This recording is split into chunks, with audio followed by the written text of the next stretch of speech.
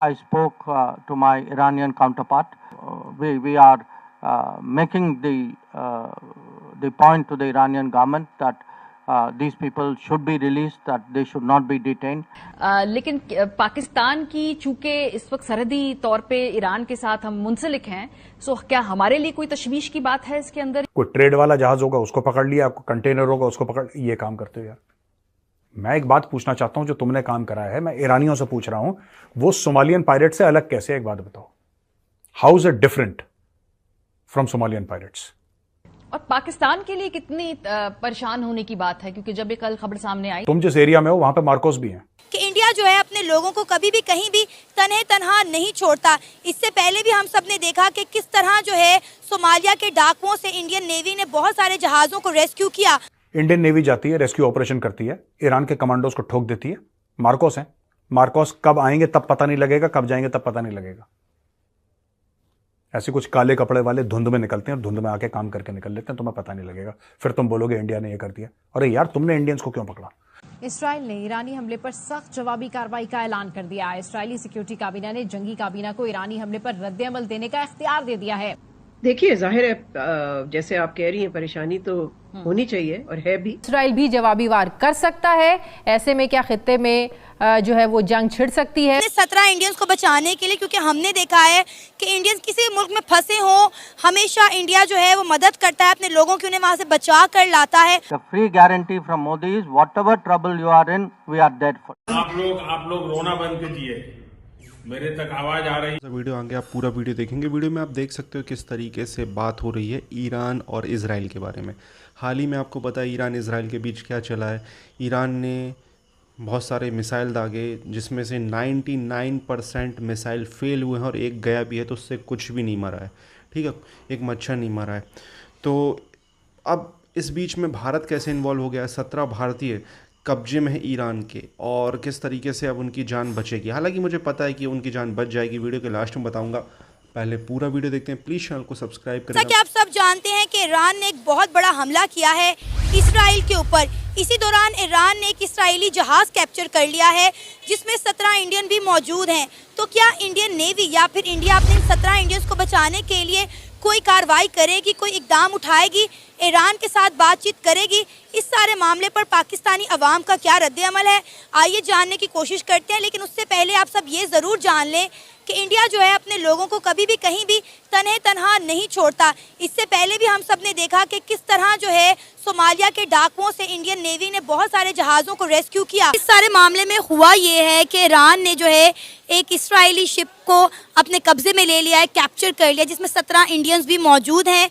ये जहाज़ मुकम्मल तौर पर जो है इसराइल से कनेक्ट नहीं था, इसराइल से बस लिंक करता था। आपको क्या लगता है कि इंडियन नेवी या इंडिया इस पर कोई एक्शन लेगी, कोई रिस्पॉन्स करेगी अपने लोगों को बचाने के लिए, छुड़वाने के लिए? क्योंकि अगर आपको याद हो, कोई यूक्रेन और रशिया की वॉर में भी बहुत सारे इंडियन जब फंस गए थे तो इंडिया ने अपने बंदों को वहाँ से निकाला था। हमने देखा है इंडिया में ये खासियत है कि वो अपने लोगों को कहीं पे भी तने तनहा नहीं छोड़ता। जी, ये बहरहाल इस लिहाज से ये एक अच्छी चीज़ है कि ईरान के पास ये एक कार्ड है, वो इसराइल का शिप भी छोड़ देगा, इंडियंस को भी छोड़ देगा, और इस तरह से इवेंचुअली इसकी सुलह हो सकती है।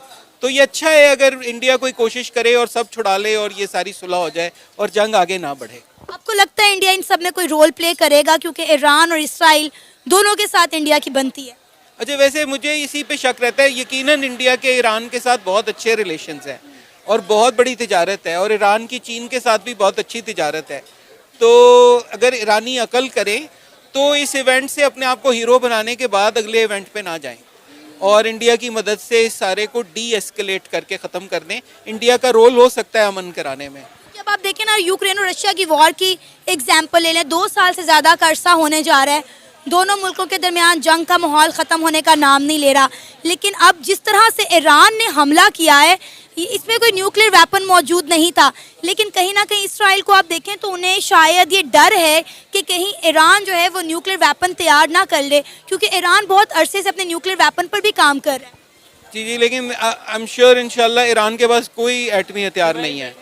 तो अगर एटमी हथियार हुआ, अब आप देखें इस जंग में एटमी हथियार किसी सूरत इस्तेमाल नहीं हो सकते।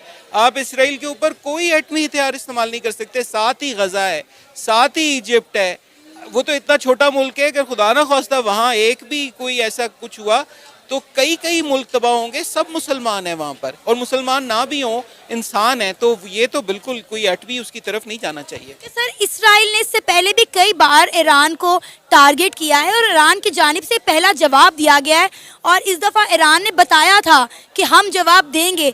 जवाब देने में उन्होंने थोड़ी देर ज़रूर लगा दी, लेकिन उन्होंने जवाब भरपूर तरीके से दिया, और जिस तरीके से जवाब दिया पूरी दुनिया हैरान हो गई है। अच्छा, पता नहीं ये कोई इतना भरपूर जवाब तो नहीं है, ज़्यादा प्रोपेगेंडा लग रहा है। क्या बिगड़ा है इसराइल का? कुछ भी नहीं, और ये शिप भी छोड़ देंगे तो ये सब खत्म हो जाएगा, कुछ नहीं होगा। मेरा ख्याल है कि ये कोई और चीज़ है, इवेंट है। ईरानियों को शायद ऐसा नहीं करना चाहिए था, ये कोई भरपूर जवाब नहीं है।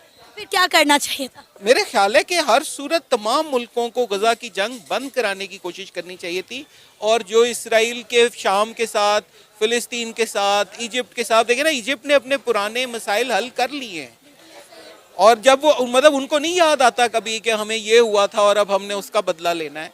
मेरा ख्याल है यही बेहतर है। आप देखें, सऊदी अरब भी कोशिश कर रहा था इसराइल के साथ पुरानी चीज़ें ख़त्म कर दें। मोहम्मद बिन सलमान साहब ने काफ़ी एफर्ट की थी। मेरा ख्याल है वही डायरेक्शन है, अमन की डायरेक्शन ही बेहतर है। और आप गजा के लोगों के लिए कुछ नहीं कर सके। आप ये बताएं कि आपको शाम की फलाने का तो शौक है, गजा में जो शहीद हो रहे हैं उनके लिए आपने क्या किया? कुछ भी नहीं। आपने उनके दिफा के लिए तो कुछ नहीं भेजा, तो लिहाजा आप कुछ नहीं कर रहे। आप, मेरा ख्याल है हम कुछ ना कर रहे हैं ना कर सकते हैं, हमें तो इसी पे करना चाहिए, अमन हो जाए। गजा ने मदद मांगी थी पाकिस्तान से, लेकिन पाकिस्तान ने इसका कोई जवाब भी नहीं दिया। मेरा नहीं ख्याल, इवन गजा ने तुर्की से भी मदद मांगी थी, वो हमसे करीब भी है और हमसे ज़्यादा डेवलप्ड भी है, उन्होंने भी कोई हेल्प नहीं की। अगर पाकिस्तान ज़्यादा से ज़्यादा कुछ कर सकता है तो तुर्की के साथ मिलकर कर सकता है, खुद से तो कुछ कर भी नहीं सकते हम। मेरा ख्याल है कि पाकिस्तानियों को जश्न और खुशियाँ नहीं मनानी चाहिए, क्योंकि इस वक्त तो इसराइल जश्न मना रहा है कि हमारा तो कुछ बिगड़ा ही नहीं है। मैं तो ये समझूंगा कि जंग आगे बढ़े तो हमें होशियार होने का वक्त है, खुशियां मनाने का वक्त नहीं है कि जंग आगे बढ़ रही है और मुसलमान शहीद होंगे। यकीन करें इसराइल का कुछ नहीं बिगड़ेगा। तो मैं इस जंग के खिलाफ हूँ, इस जंग को आगे बढ़ना भी नहीं चाहिए, इस जंग को का अमन हो जाना चाहिए। तो वो बाकायदा तौर पे उनको मुहैया की गई है और कुछ भी नहीं हुआ। 200 इन्होंने भेजे हैं ड्रोन, और उसका नतीजा निकला है कि एक लड़की मामूली ज़ख्मी हुई है, और उसके बाद उन्होंने ये करके और ये कहा है कि जी बस हमारा आपस में हो गया, अब ना तुम कुछ करना ना हम कुछ करेंगे। तो ये भी एक राय है, तो इस हवाले से भी लोग देख रहे हैं। तो बहरहाल इतनी कबल अज़ वक्त है ये कहना कि ये तीसरी आलमी जंग है। दोस्तों, आपने देखा ये छोटा सा वीडियो, आगे आप पूरा वीडियो देखेंगे। 17 भारतीय नागरिक ईरान के कब्जे में है। कैसे कब्जे में है? भारत और इज़राइल के बीच एक जहाज़ आता है जिसमें व्यापार के तहत बहुत सारे सामान यहाँ से वहाँ होते हैं, तो वो जहाज़ इज़राइल का था और उसको ईरान ने कैप्चर कर लिया है। तो उसमें 17 भारतीय थे, तो वो भी ईरान के कब्जे में है। मुझे यकीन है कि वो 17 भारतीय बहुत जल्द रिहा हो जाएंगे, कोई दिक्कत वाली बात नहीं है। भारत का नागरिक ईरान के कब्जे में है। ईरान भारत के रिश्ते आपको पता है बहुत अच्छे रहे हैं, हमेशा से अच्छे रहे हैं। इज़राइल के साथ भी भारत के रिश्ते अच्छे हैं, बट ईरान के साथ भी अच्छे हैं। अब इज़राइल और ईरान के बीच जो चल रहा है उसमें भारत का मुस्लिम पूरी तरीके से ईरान के साथ है, इज़राइल के ख़िलाफ़ हमेशा रहता है। भारत, पाकिस्तान, बांग्लादेश का मुस्लिम क्यों रहता है? ये उनके पीछे एक धार्मिक हिस्ट्री है जिसकी वजह से यहूदियों को वो, आप समझ जाएं कि वो क्या समझते हैं। और जिस तरीके से अगर भारत का मुस्लिम इज़राइल के अगेंस्ट होगा तो भारत का हिंदू इज़राइल के साथ होगा। ये तो न्यूटन का थर्ड लॉ लगता है यहाँ पे, है ना? आप समझ जाएं क्यों। उसका मैं एक्सप्लेनेशन नहीं देने वाला हूँ, इसका आपको सब कुछ पता है सीन क्यों। ईरान ने हाल ही में जो अटैक किए हैं उसमें से 100 अगर मिसाइल दागे तो 99 तो ऊपर ही मतलब हवा में ही उड़ गए हैं, ठीक है। एक अगर गया है तो वो ऐसी जगह गिरा है कि कोई मतलब उसका सेंस ही नहीं है, एक मच्छर नहीं मरा है। बट 100 में मतलब मैं बता रहा हूँ तो ये 99% अटैक फेल हुआ है।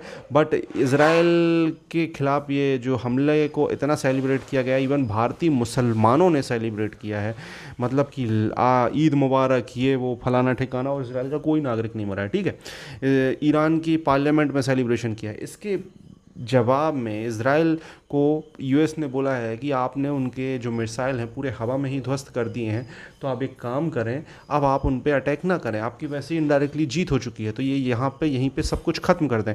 अब देखते हैं आने वाले समय में नेतन्याहू क्या करते हैं, जवाबी कार्रवाई करते हैं या नहीं करते हैं, क्योंकि इज़राइल आप जानते हैं कि आबादी के मुकाबले, हर चीज़ के मुकाबले ईरान के सामने बहुत कम है। But when it's come to technology, तो इसराइल का कोई जवाब नहीं है। वो चारों तरफ से दुश्मनों से घिरा हुआ है, उसके बाद भी उससे कोई नहीं जीतता है। आपको क्या कहना है इस टॉपिक के बारे में? कमेंट अपनी राय दें। 17 भारतीय नागरिक हमारे वापस आएंगे, उनका पंगा है वो जाने। हमारे